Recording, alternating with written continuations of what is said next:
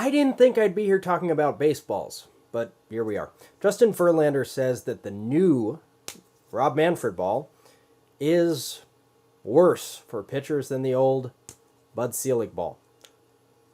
Why? Well, Bud Selig's ball was not juiced, says Justin Verlander. He says that Rob Manfred has juiced the ball.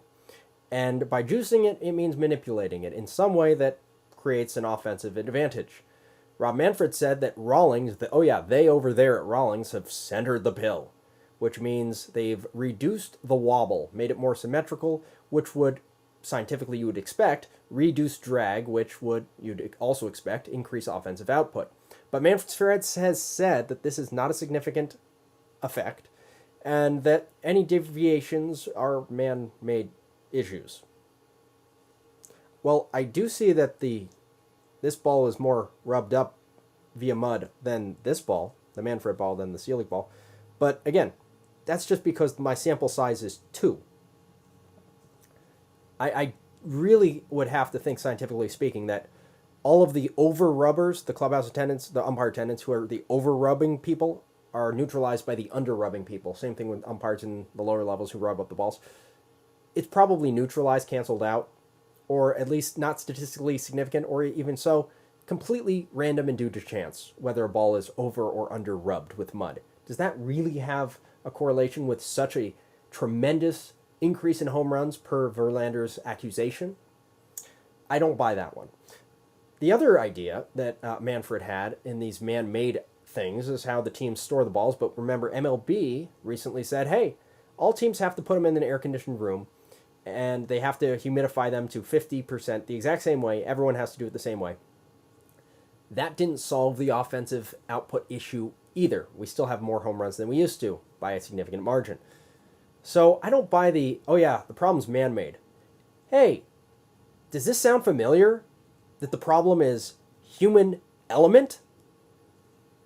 Glad that the statistics support that.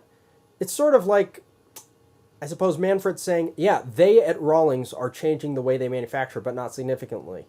Rawlings is owned by Major League Baseball. Don't use they, it's we. We know it's they. They don't know it's we. Okay, does that sound familiar too? Like when the league's private wing of the umpiring department says the umpires are 97+% accurate behind the plate, but the public-facing baseball savant people say that umpires are only 91% accurate behind the plate? Both entities of which are owned by the same company, Major League Baseball. Yet they only publicly acknowledge that one exists? Hi, left hand, meet the right hand. Anywho, I thought I would look into this a little bit further as a musician, because that's the one time that being a musician helps me in anything. Picture a grand piano. The bass note of the grand piano has the longest string of the instrument.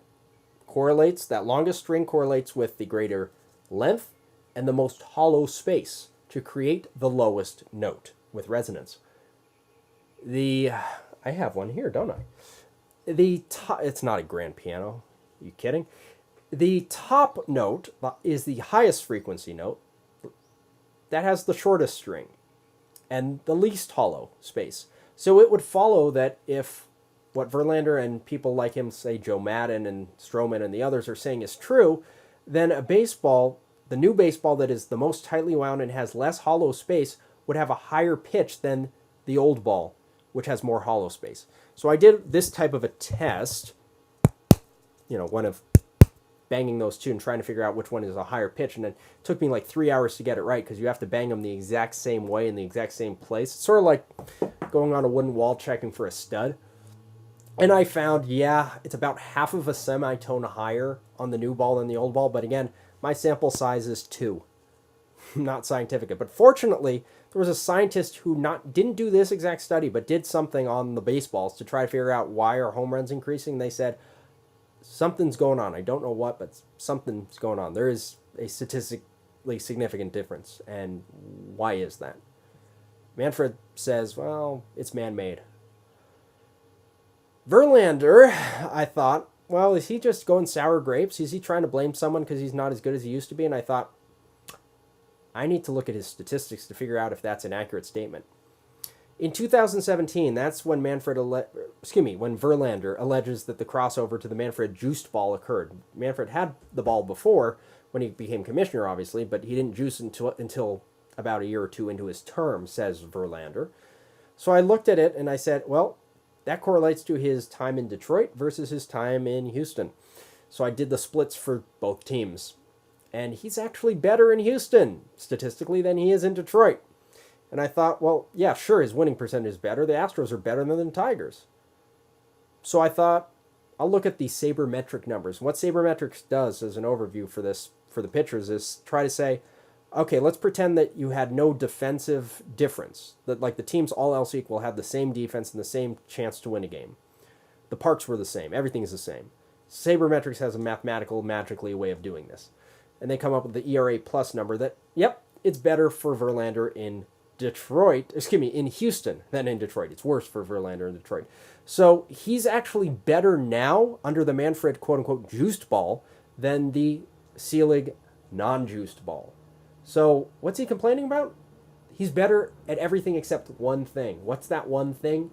Home runs per 9 innings pitched. In Detroit, he gave up 0.9 home runs per 9 innings pitched, and in Houston he has given up 1.4 home runs per 9 innings pitched. It's about a 50% difference. That's statistically significant. So I thought, let's take the home stadium out of the equation. Comerica Park in Detroit and Minute Maid in Houston, because maybe that has some terrible influence on that. I'm going to only look at the road split.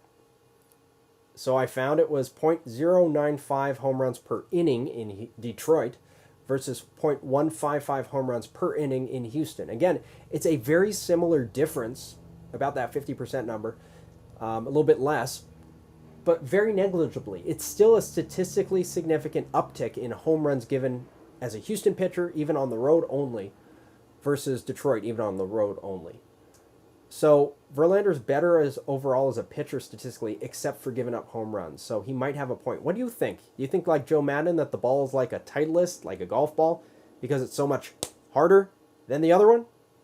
I don't know. Subscribe to this video, and I'm going to keep working on my Rhea Cortezio hairstyle because I want to be 1/10 as good of an umpire as she is.